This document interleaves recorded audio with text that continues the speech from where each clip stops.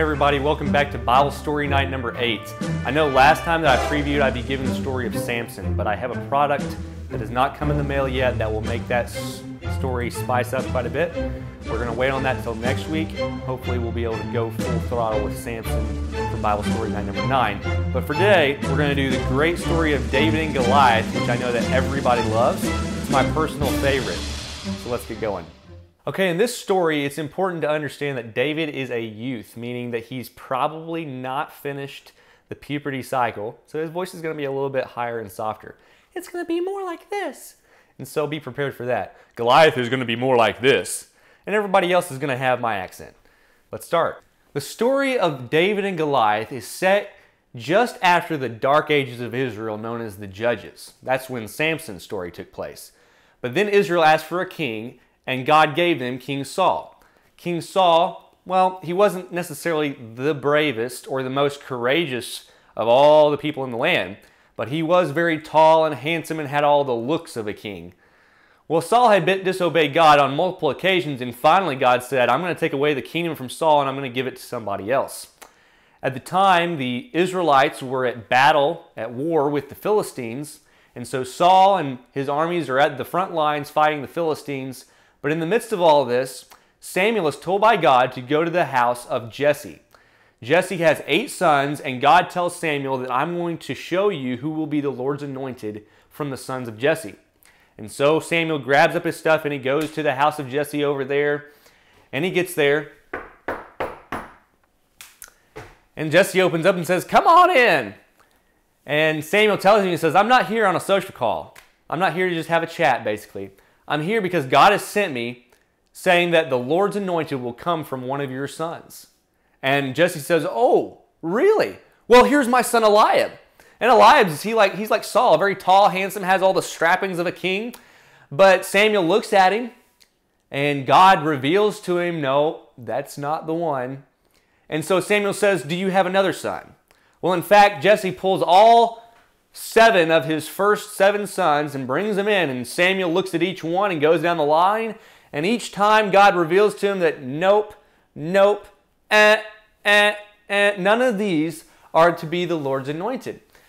Finally, Samuel is done looking at all of Jesse's sons, and he says, "Do you not have any other sons?" And Jesse looks at him and he says, "Well, I do have one more. He's out keeping my sheep. His name's David." And Samuel says, "Well, why didn't you call him in?" And Jesse says, "Well, because he's a youth and he's a shepherd." And Samuel says, "Go get him." So Jesse hollers out, "David, come in!" He might have thought it was time for dinner or something. He comes on in and Samuel's looking at him. And he doesn't look like a king, but God reveals to Samuel, he says, "That's the one. Anoint him." And so Samuel breaks out his flask of oil. He anoints David's head. That's what they did to anoint kings. And that's that. So the day ends. Samuel goes back home. And then later, David's 3 oldest brothers are then taken by Saul's army to go fight at the front lines of the battle between the Philistines. And the Israelites are on one side with a valley. They're on one side on a mountain. There's a valley in between 2 mountains. The Philistines are over here on this mountain, and they're yelling and screaming at each other, getting ready for battle. But meeting in the middle of the 2 mountains in this valley is a great hero warrior of the Philistines named Goliath, and he is a giant of a man. Some people think that he's about 9 to 10 feet tall, huge giant. And this is what he would do every single day. He would come out into the valley, and he would stand there, look at the armies of Israel, and say this: "Send me a man to fight with me. If he kills me, we'll be your servants. But if I kill him, you'll be my servants." And all the armies of Israel over here, whenever Goliath would come out and yell at them, they would get scared and they would go into their tent and they would be shaking and saying, "What are we going to do? Who can kill a giant?" Well, one day, Jesse tells David, "Get out from the sheep pasture. I want you to take this grain, these 10 loaves, and these 10 cheeses to your brothers out there at battle." And so David says, yes, sir.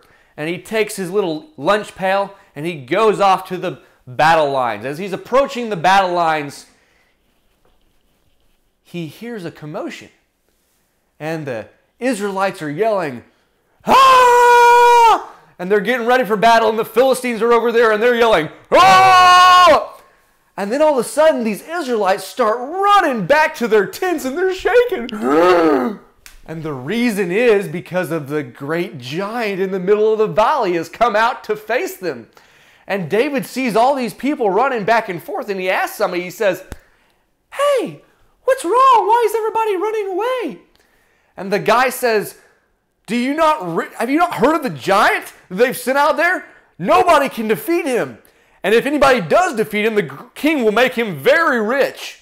And David goes up to his brothers and he says, is none of you willing to kill this uncircumcised Philistine?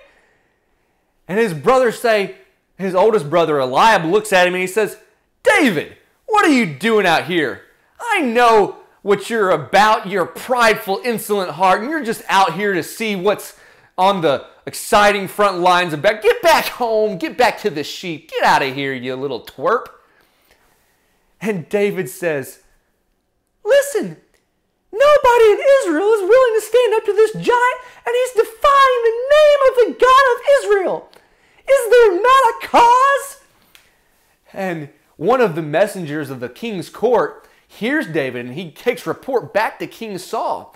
And King Saul hears that there's a young, brave man willing to stand up to the giant, and he calls him, bring him in. And so David comes before the king's court. He's a shrimpy guy.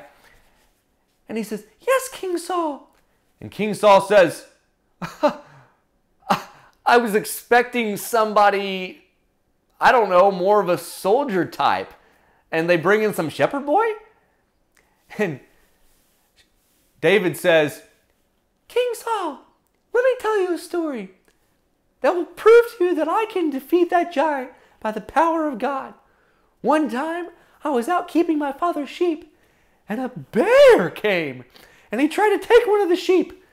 But by the power of God, I wrestled that bear, I beat him up, and I threw him to the ground, and I cut his neck, and I killed that bear and delivered him from my father's sheep. And another time, a lion came, and that lion, I did to him just like the bear. I beat him up, and I threw him to the ground, and I cut his neck. And this Philistine will be no different than that bear and that lion. And King Saul looked at him and he says, I believe you, son. Here, take my armor. And he gave David his shield, this huge shield. And he put on a huge helmet that was way too big for him, and a breastplate and a sword that was twice his size. And David's wearing all this stuff. King Saul, I can't use this armor. It's too big for me. Please, I have a sling and a stone, and I'll kill the Goliath with that. And King Saul listens to him, and he says, David, I believe that God's with you. Go do what you must. And so David, he got his slingshot, and this is my version of his slingshot. Usually it had kind of a little hammock type of a shape to it, you know. Put it on a slinging cord, and then they would get rocks like this, put it in the middle of that slingshot, and then swing it, throw it like that, you know. I wish I had an actual slingshot to show you. Anyways, David, he gets ready to go giant hunting. And he goes down to the brook to get 5 smooth stones. And he probably had a satchel on his side that he would put those stones in. But for the sake of this story, we're going to use a big pack since he was on a trek to go giant hunting. So this will be David's pack. And he got 1 stone and 2 stone and 3 stones until he got 5 smooth stones, and he put them inside his pack. And then he put his pack on his back. He got his staff in hand, slingshot right here, and he went off to find the giant.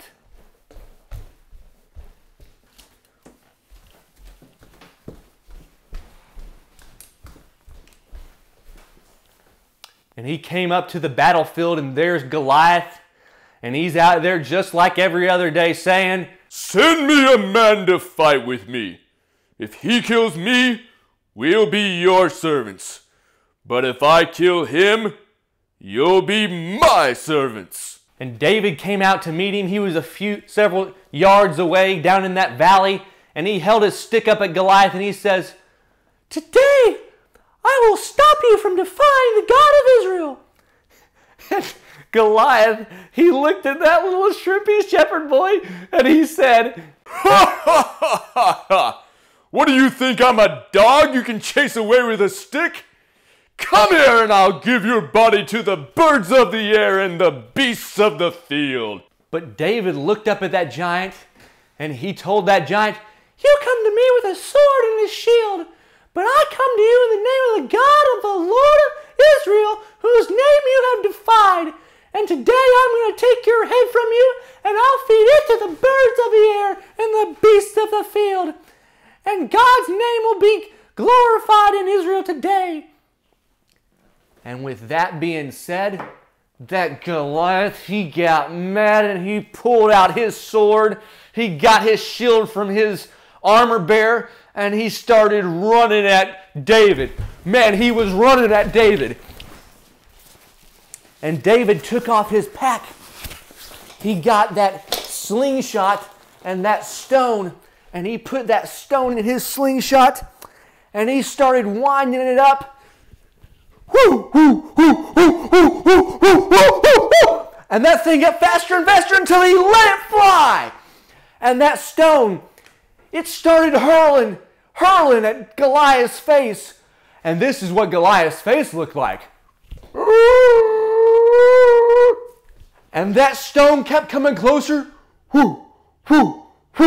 And it hit him right between the eyes, and Goliath went smack down on the ground. And David ran up to him, and he grabbed Goliath's sword, and he went up to Goliath. He grabbed his hair, and he cut off his head. And then David grabbed Goliath's head, and he held it up to the armies of Israel. And they shouted, "Hooray! Hooray! Charge!" And they went after the Philistine army, chasing them down the hills and beating them to pieces. And that day, God delivered the armies of the Philistines and the great giant Goliath into the hands of David. Whew. What an awesome story. This story teaches us a few things, and why I like this story so much, because there's a lot of action. You get a root for the underdog David, who's just a little prepubescent boy beating a huge giant by the power of God. And it shows us that just on a very surface level, it always looks like evil wins, and evil's always more powerful. But God truly is more powerful, and he can accomplish his purposes no matter who or what he has to use. Besides that, that giant, he represents the forces of Satan. And God defeated Satan just like David defeated Goliath. Remember, whenever you think about what God's done for us, that story of David and Goliath, and I feel like it'll give you more appreciation for God, the one true God of the armies of Israel and his church today. I hope that you enjoyed the story. Next time, hopefully we'll have our accessories that we need, and we'll tell the really cool story of Samson, which is right up there close to the David and Goliath story for me. So come back next week for Bible Story Night number 9, and we will tell the story of Samson. See you then.